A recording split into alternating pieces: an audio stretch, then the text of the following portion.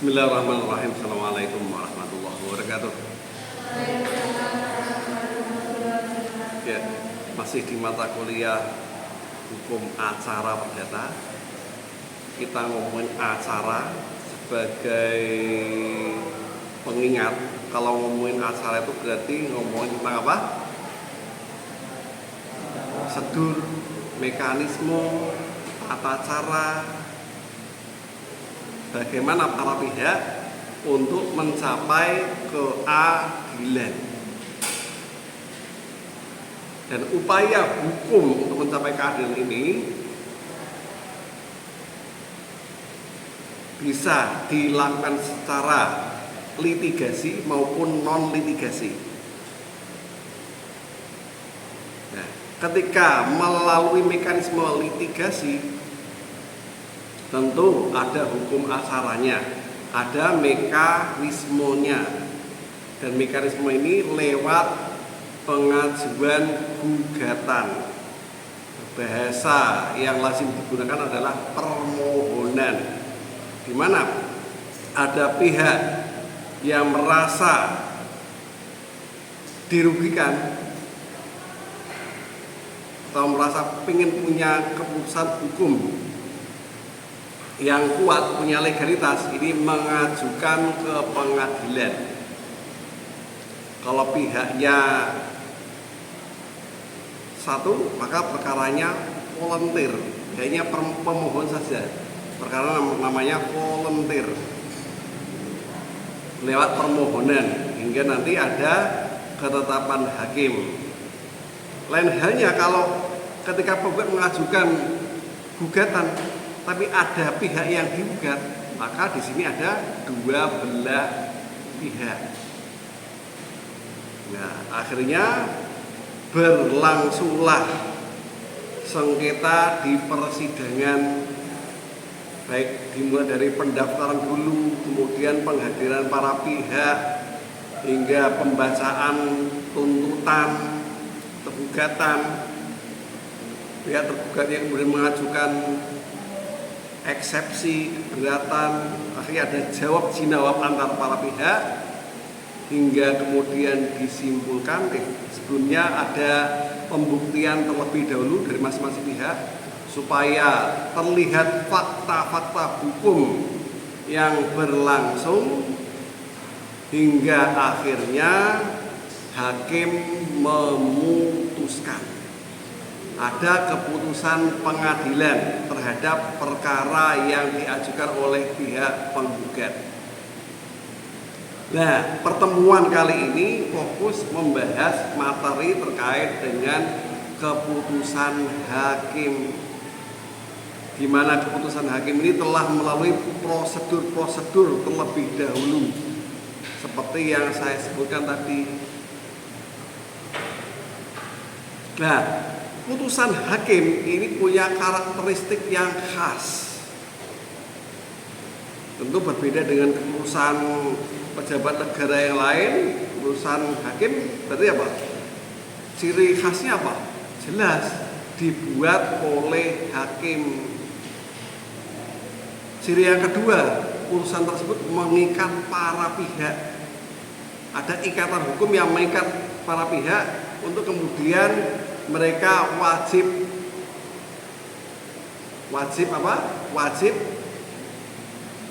melaksanakan putusan hakim. Ini terikat, dan putusan ini tentu dibuat berdasarkan fakta hukum dan dasar hukum yang diberlakukan di Indonesia. Fakta hukumnya lewat pembuktian dan dasar hukumnya lewat regulasi-regulasi peraturan hukum yang ada, hingga diwujudkan dalam bentuk keputusan, dan keputusan ini bersifat tertulis.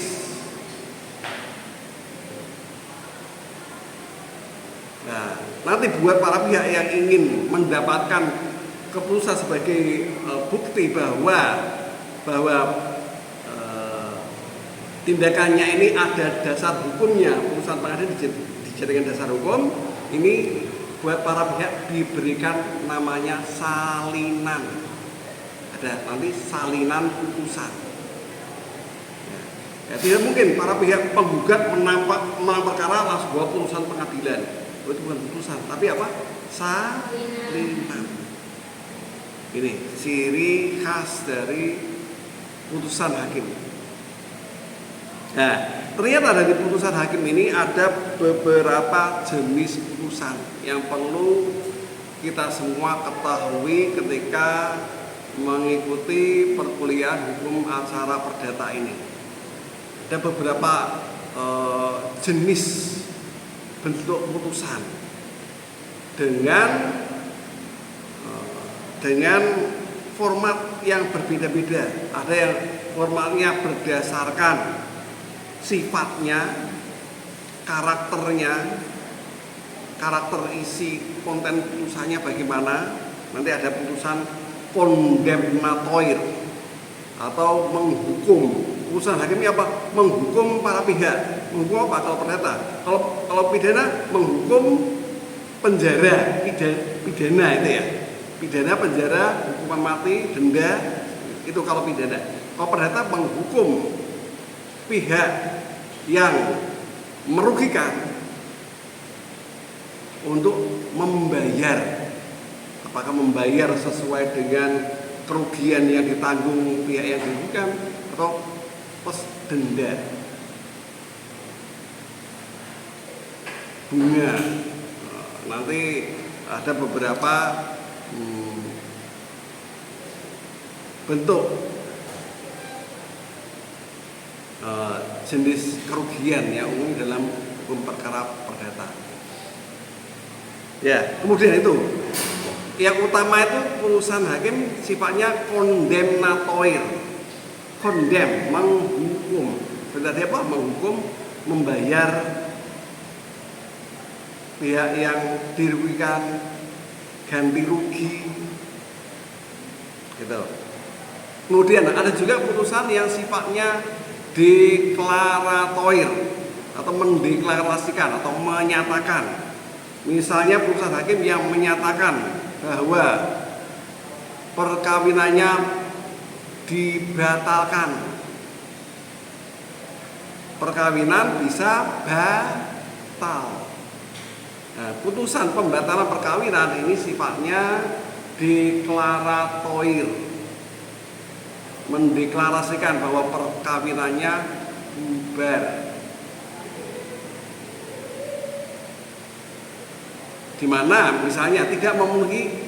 Kenapa bubar? Karena tidak memenuhi syarat-syarat perjanjian. Misalnya melanggar persetujuan. Bisa kemungkinan salah satu pihak melakukan pemalsuan identitas. Laki-laki mengidentifikasi dirinya perempuan, akhirnya menikah dengan sesama laki-laki. Nah, itu perkawinan bisa dibatalkan. Nih. Itu sifatnya deklaratoir. Ada juga putusan hakim yang sifatnya konstitutif. Ya, gimana konstitutif ini membuat bangunan hukum yang baru. Misalnya apa? Putusan hakim terkait dengan perceraian. Perceraian itu termasuk dalam kategori putusan yang konstitutif, di mana ikatan hukum yang ada antara suami istri dinyatakan tidak berlaku lagi, di mana para pihak tidak lagi terikat pada ikatan suami istri. Itu kalau perkaranya perceraian. Perjanjian juga sama. Kalau perjanjian kontrak jual beli misalnya, atau sewa menyewa tidak berlaku lagi. No leasing, mungkin franchise, atau sekarang ada muncul perjanjian afiliator. Wah, ini sudah semakin kompleks perjanjian ya. Nah, ini bisa dinyatakan secara kondemnatoir tidak berlaku lagi. Bisa dimungkinkan ada para pihak melakukan pelanggaran perjanjian atau wan prestasi. Misalnya seperti itu. Nah ini terkait dengan jenisnya. Kemudian ada juga putusan hakim terkait dengan kehadiran para pihak. Berdasarkan kehadiran para pihaknya, kenapa ada terkait dengan kehadiran para pihak? Ada pihak yang dimungkinkan hadir atau tidak hadir.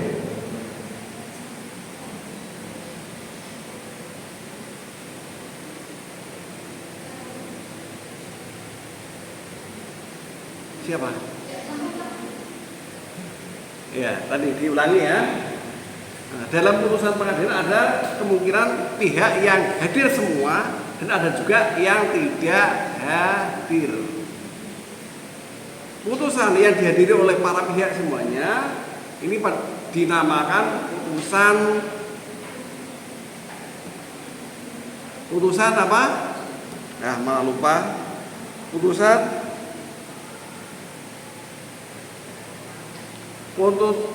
kontradiktor.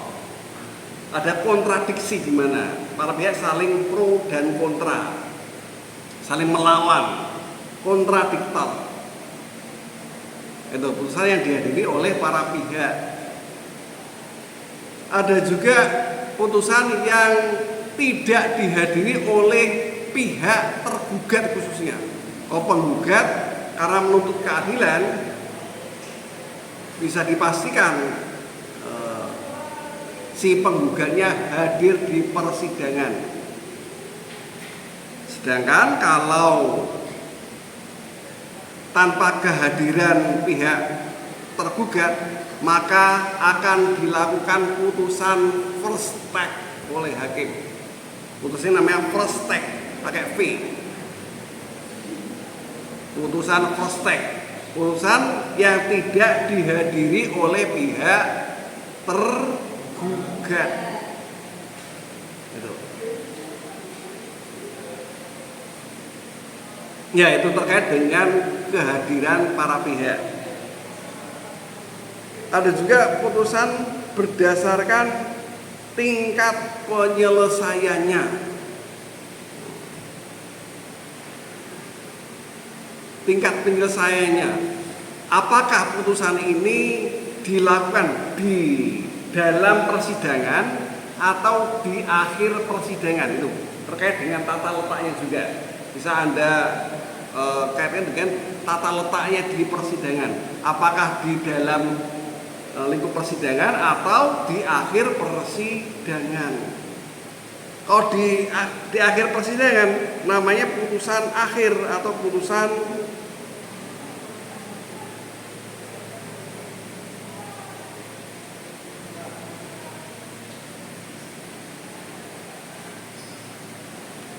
insidentil. Putusan insidentil atau putusan akhir. Sebenarnya putusan yang dilakukan di akhir persidangan yang terkait dengan dasar hukum yang saya sebutkan tadi. Putusan dasar hukum tertulis dan ini letaknya di akhir persidangan dan mengikat para pihak. Ini sifatnya final terkait dengan perkara di pengadilan tersebut. Selain putusan yang letaknya di akhir, ada juga putusan yang ada selama persidangan, namanya putusan sela. Putusan sela, ya, misalnya hakim memutuskan menetapkan saksi ahli siapa saja. Putusan untuk menghadirkan para saksi atau menghadirkan barang bukti. Nah, itu juga putusan pengadilan, tapi selama persidangan.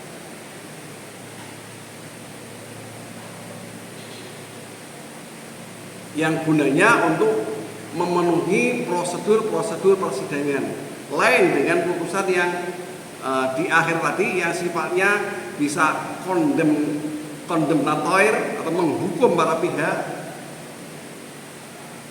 atau memutuskan hubungan hukum. Nah, itu putusan terkait dengan tingkat penyelesaiannya. Nah, itu putusan hakim. Nah, kemudian dari sisi struktur putusan, kita lihat putusan hakim dari sisi struktur putusan. Bagan, kalau seperti halnya organ tubuh misalnya, ini juga terdiri dari berbagai macam anggota tubuh. Nah, demikian juga dengan putusan. Putusan ini paling tidak terdiri dari berbagai elemen-elemen yang harus ada. Kalau tidak ada, bisa dikatakan putusan ini cacat atau tidak memenuhi syarat formal putusan. Ya, ini pertama ada kepala putusan.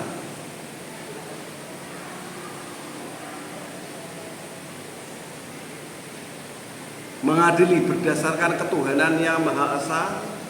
Hakim ada irah-irah istilahnya. Irah-irah, kepala putusan yang mengadili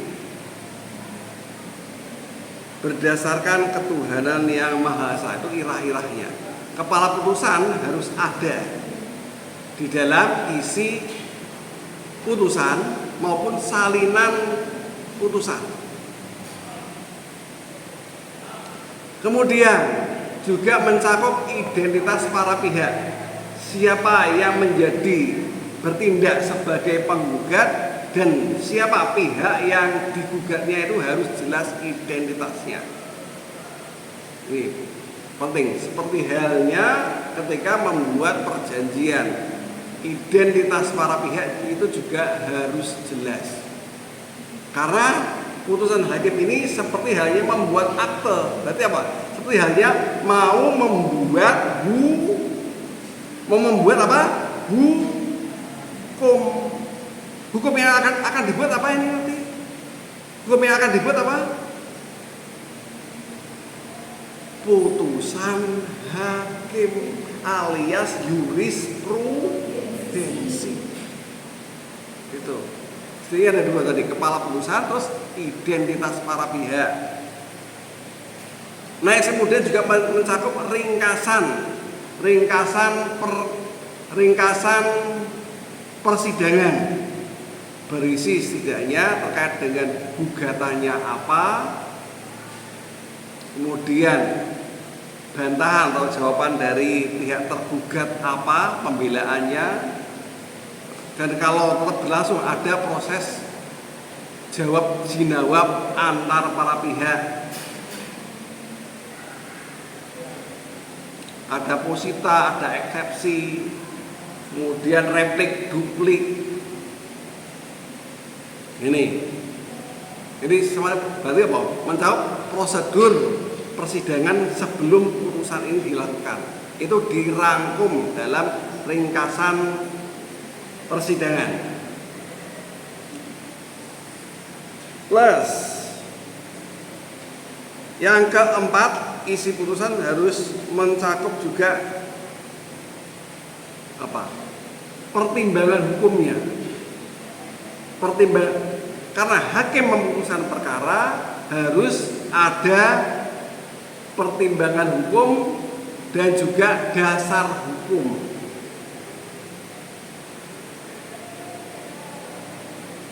Secara akademik ini lazim disebut dengan istilah ratio decidendi.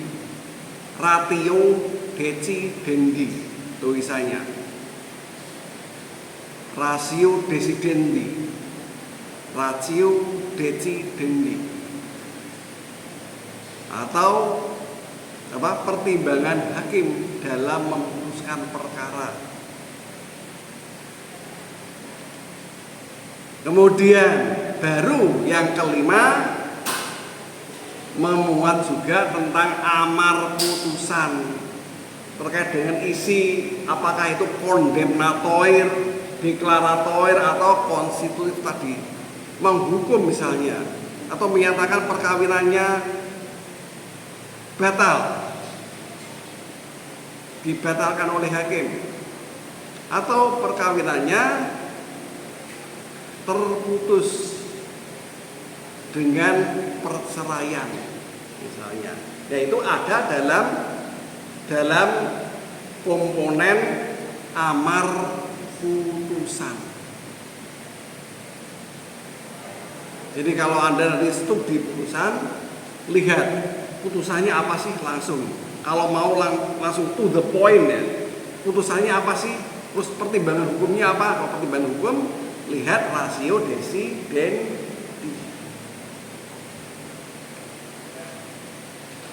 Dan juga yang kemudian disambung yang terakhir yang harus ada dalam putusan hakim ini, ya ini sifatnya formil ya, harus ada. Soalnya yang membentuk faktor-faktor pembentuk hukumnya ini secara formil harus ada. Yang terakhir atau yang keenam ya ini apa? Tanggal keputusan tersebut dibuat plus tanda tangan hakim. Ini setelah struktur atau bagian dari keputusan itu memuat ke-6 hal tersebut. Kalau salah satunya tidak ada, maka putusan tersebut dianggap cacat formil. Ya, itu isi dari putusan. Gunanya apa? Supaya fungsi utamanya setelah para pihak mendapatkan keputusan hakim adalah para pihak punya legalitas. Para pihak punya legalitas atas hubungan hukum, misalnya saya masih terikat perkawinan atau sudah resmi bercerai. Itu legalitasnya.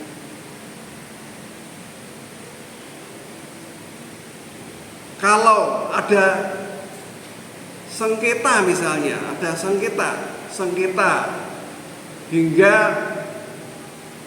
perkara tidak hanya cukup di pengadilan tingkat pertama, tapi sudah mulai berlangsung ke tingkat lebih lanjut. Persengketaannya yang penting milih, aku nggak mau kalah. Kalau kalah di tingkat satu pengen maju lagi, pokoknya menang. Kalau lawan dia, aku harus menang, kayak balas dendam gitu ya. Nah, ini juga bisa dilanjutkan, tapi di tingkat pertama setidaknya harus ada putusan terlebih dahulu.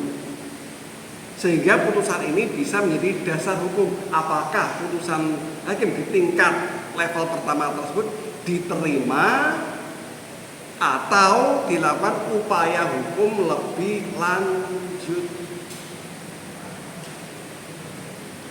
Kalau putusannya diterima, maka status hukumnya putusan hakim tersebut adalah inkrah van gewide.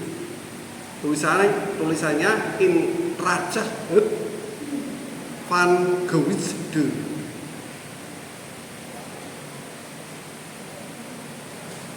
Ya silahkan sekarang tanya Mbah Google atau AI itu sudah sangat responsif. Inkrah van gewide atau putusan hakim yang berkekuatan hukum tetap, kita diterima. Tapi kalau berlangsung terus-menerus, tidak puas, salah satu pihak tidak puas dan melakukan upaya hukum lebih lanjut, maka bisa meningkat ada upaya hukum banding, kasasi, peninjauan kembali sampai mendapatkan putusan yang berkekuatan hukum tetap.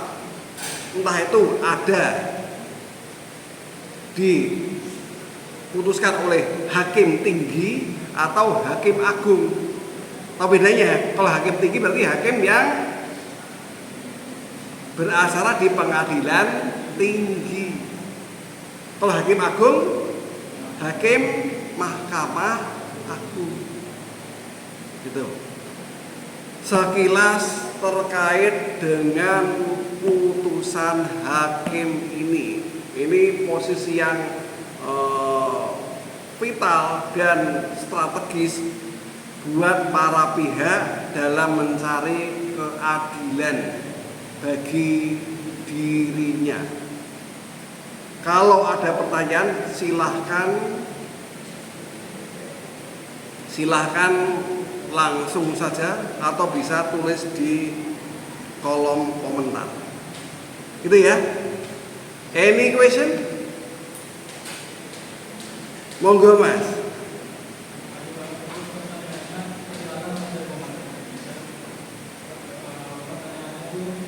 Kan kalau di sidang itu kan bisa ada asetnya nih Pak, bisa kayak bangunan atau tanah dia. Nah itu si penggugat itu meminta kepada hakim untuk menahan, memberikan putusan untuk meminta tanah atau bangunan tersebut. Nah itu termasuk putusan apa ya Pak? Kan tadi ada beberapa jenis putusan. Itu kira-kira hakim memutuskan di akhir persidangan atau di awal itu. Di awal ya. Namanya silakan diidentifikasi. Tadi apa? Ada putusan inisial apa tadi awal saya lupa. Putusan insentif sama putusan selah. Yaitu kalau tadi putusan untuk apa? Menahan objek hukum.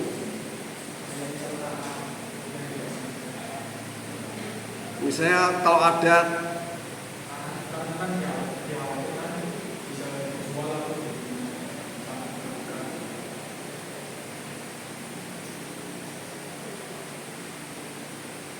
ya,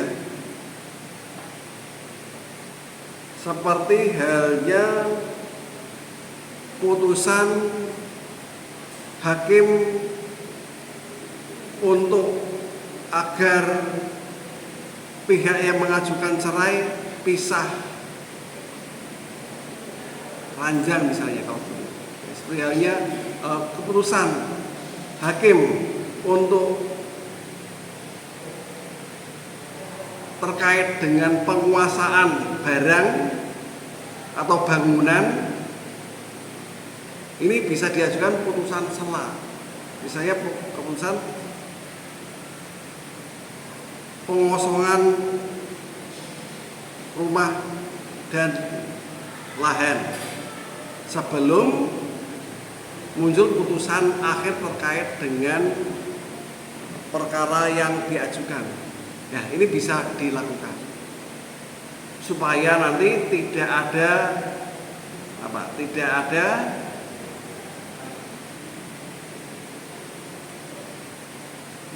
intervensi dari pihak luar. Tidak ada intervensi dan para pihak dipastikan untuk mendapatkan keadilan.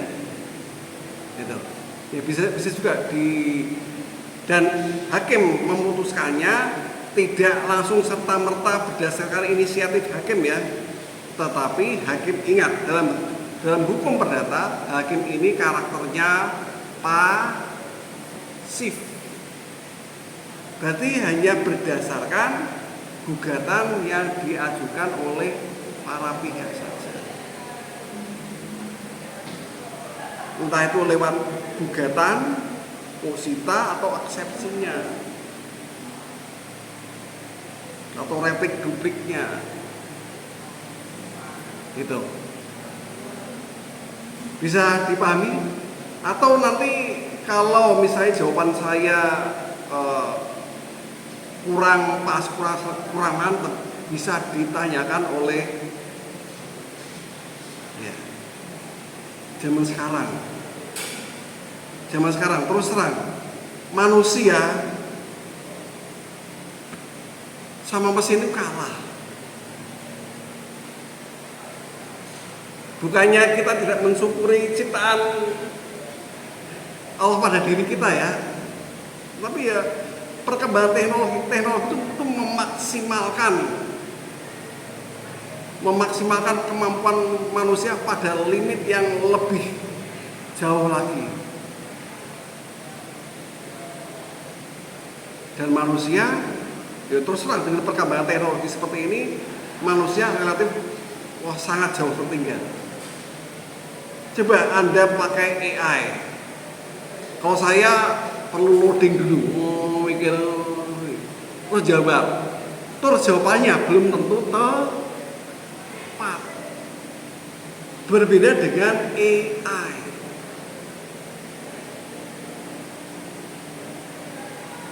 Relatif cepat dan presisi. Ya meskipun ada unsur errornya ada. Ya, meskipun ada errornya, ada keterbatasan AI, ini tentu bisa dilengkapi dengan bagaimana manusia menyempurnakannya. Atau bagaimana ketika AI ini berada dalam kendali manusia. Ya, kalau kita disuruh memilih, apa kita memakai kemampuan kita manual saja atau pakai teknologi? Ayo, tolong jawab. Kalau Anda dipilih melakukan semuanya secara manual atau pakai teknologi, Anda pilih pakai apa? Pakai teknologi. Anda ke Jakarta bisa nggak jalan kaki? Nah, bisa nggak? Kalau bisa naik kendaraan, ngapain jalan kaki? Demikian juga dengan adanya teknologi AI. Kalau AI bisa digunakan untuk membuat skripsi, saya serius ini. Ngapain jenengan mengerti?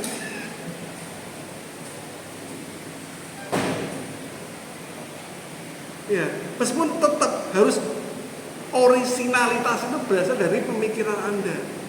Meskipun AI juga berusaha ngegoke ini loh, cara mendapatkan data misalnya, cara menganalisisnya.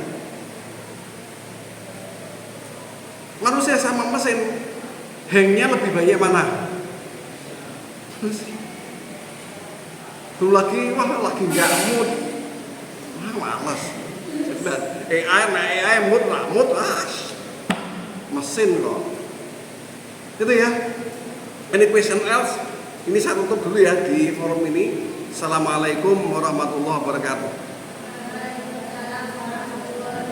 Monggo di forum offline silahkan dilanjutkan. Yuk. Assalamualaikum.